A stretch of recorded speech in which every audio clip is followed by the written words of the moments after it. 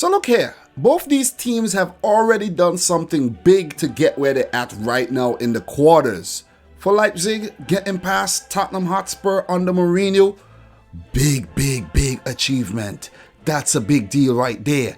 For Simeone and his boys, getting past Liverpool, the holders, a team that made it to back-to-back Champions League finals, a team that decimated the entire Premier League this season. Oh man, that's big.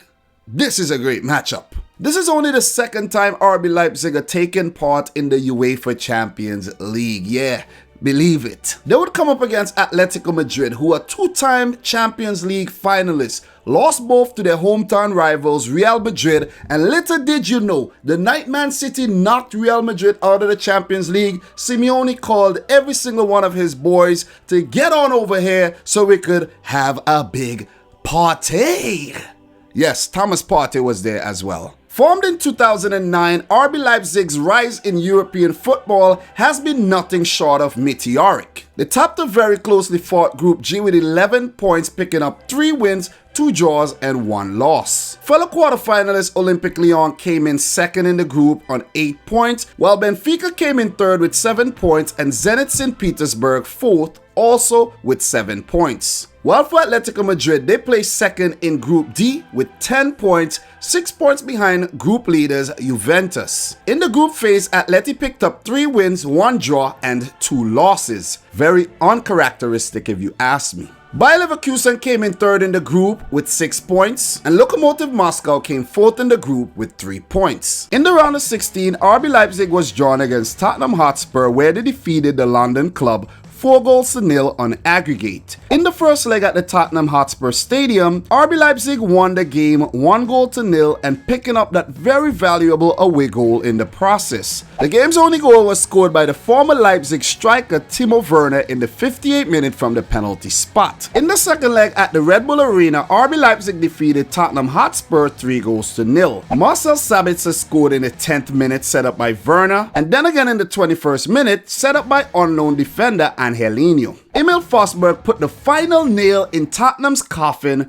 when he bagged one in the 87th minute. What a resounding win by RB Leipzig. And it's fair to say that the German teams really bullied these London teams in the round of 16.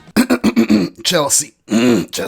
For Atletico Madrid, in the round of 16, they defeated holders Liverpool 4-2 on aggregate. In the first leg at the Wanda Metropolitano, Atletico Madrid won the match 1-0. This was courtesy of an early 4th minute goal by Saúl Ñíguez, and the fact that Atleti picked up that early goal, man, these guys shut up shop for 86 minutes plus extra time. In the second leg played at Anfield, Liverpool's players vowed to overturn the tie, but they were unsuccessful as they lost the match 2-3 after extra time. The only goal in normal time was scored by Gini Wijnaldum in the 43rd minute, but things really got exciting in the final 30 minutes of the match. Firmino scored in the 94th minute to give Liverpool a 2-0 lead in the match and a 2-1 lead in the tie. And when you thought that Liverpool had things under control, Adrian happened. Courtesy of a plethora of mistakes made by Liverpool's defense, Marcos Llorente started the comeback in the 97th minute, then again in the 105th minute, and then Morata wrapped things up in the 121st minute to give Atleti an exciting 3-2 win and a resounding 4-2 win on aggregate. In terms of their season performances, for RB Leipzig, they placed third in the Bundesliga for the second consecutive season, behind second place Borussia Dortmund and of course first place Bayern Munich. And weirdly enough, they got 66 points last season, and guess how many points they got this season? 66. In the DFB Pokal, they failed to get past the round of 16 after losing 3-1 to Eintracht Frankfurt. So now they have made it to the quarterfinal of the Champions League. Leipzig must put all their woes behind them to face the mighty Rojiblancos. For Atletico Madrid, they lost the Supercopa de España final to their hometown rivals Real Madrid. Like, how many finals are you guys gonna lose against Real Madrid? Like, tell me, I'm listening. That's what I thought. In the Copa del Rey, they got knocked out in the third round by a lower division team, CYD Leonesa. Weird, right? Diego Simeone now hopes to take his team all the way in the Champions League after placing third in the league and going trophyless for the entire season. As for head-to-head, this would be the first ever meeting between the two sides, where RB Leipzig are definitely huge underdogs in this match. In terms of team news, for RB Leipzig, defender Kanote is out with a hip injury, while Ethan Ampadu, Hannes Wolf, Jekyll, and oh my god, Timo Werner were removed from the squad. Marcel Halstenberg is also listed as doubtful for this clash. Even with these absentees, Leipzig manager Julian Nagelsmann still has a rich wealth of talent to choose from in their efforts to down a giant the size of Atletico Madrid. For Atletico Madrid, Ximi Vasalico and Angel Correa tested positive for the coronavirus and almost put the team's participation and the remainder of the tournament in limbo. Thomas Partey is also listed as doubtful with a muscle injury. Diego Simeone still has many players who are more than capable of rising to the occasion. So for my prediction in this game, for Leipzig, getting past Tottenham Hotspur shows that this team could beat anyone on their day. And I know some of you guys are probably saying it's only Tottenham Hotspur, but remember, who is currently at the helm? Jose Mourinho. The man has Champions League pedigree. The man has won many trophies. So you gotta give credit when credit is due. Leipzig can beat anybody on their day. But the thing is, in 10 matches after restart, their form has been rather dodgy. 4 wins, 5 draws, 1 loss, not good enough in my opinion. The fact that they scored in each of their 10 matches after restart shows their attacking capabilities, but they were only able to keep 1 clean sheet in the process, which shows their defensive vulnerabilities in result of that attacking style of play that Julian Nagelsmann implements. They're not a bad team defensively, but injuries have definitely been disrupting their center-back pairings, the players they play at right and left back, all throughout the 2019-20 season. 12 goals conceded in 10 games, which is like a goal a game. They will ship a goal in this game.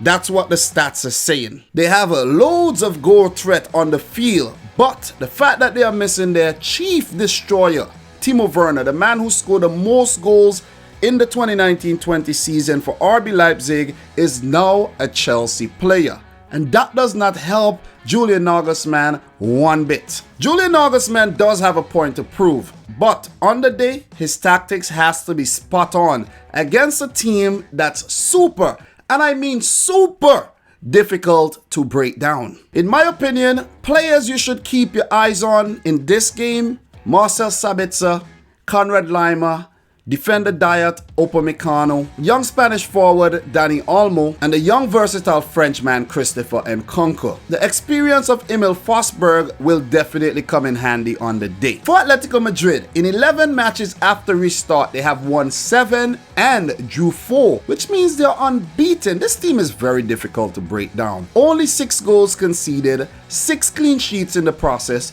20 goals scored. Simply ridiculous. Amazing stuff. When you talk about a team that is defensively adept, talk about Atletico Madrid. Do me a favor right now, go on Google and search defensively adept, and you will see Diego Simeone and all his boys, his face pop up on your screen. Simeone's team will be hard to break down. They will be compact, and guess what?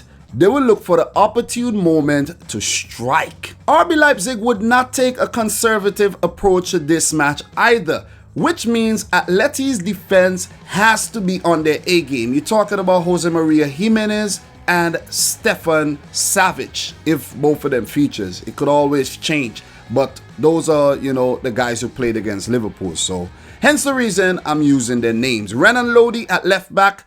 This kid is nice. Right back, it might be Santiago Arias or Kieran Trippier if he is fit enough to play, but anyone who features at the back there, they have to stay switched on because Leipzig are gonna come. They're gonna come hard. The pressure is on Atletico Madrid here, not on RB Leipzig. They're is like absolutely no expectations for RB Leipzig to win this. Expectations are on Atletico Madrid. So players like Koke, Saul, Morata, Diego Costa, Marcos Llorente, these players have to bring their A game on the day. Atletico Madrid does have the safeguard of a world-class goalkeeper in Jan Oblak, but not even the best shot stopper could prevent you from conceding goals if you commit errors in certain parts of the field. So everybody would need to be on their A game. Atletico Madrid just need to do the simple things right and play to their strength. Same for RB Leipzig. But my prediction for this game would be, with all that said, would be a 2-0 win for Atletico Madrid. An early goal, shut up shop, and when Leipzig try to get that goal back later on in the game, they would concede another one, or maybe even another one, but I'm going to go for a 2-0 Atletico Madrid win, because knowing Simeone, he's not going to keep going and going and going for goals. Once they have a control over the game, they would just do their thing and see out the match. Game management. Simeone is one of the best managers when it comes to that. The winner of this one-off quarterfinal match would go on to play the winner of the Atalanta versus PSG fixture. And I always do this. I always give the team that I predict not to win the game the benefit of the doubt and say, if they do win it, I would be the first person to say, look man, I was wrong. I effed up. Congratulations. But for RB Leipzig, I just think they stood a better chance with Timo Werner in the team than Timo Werner not in the team. But he had to move on to his new club so he could acclimatize and get ready for the new 2020-21 season. You can't blame the man, man. You can't blame the man.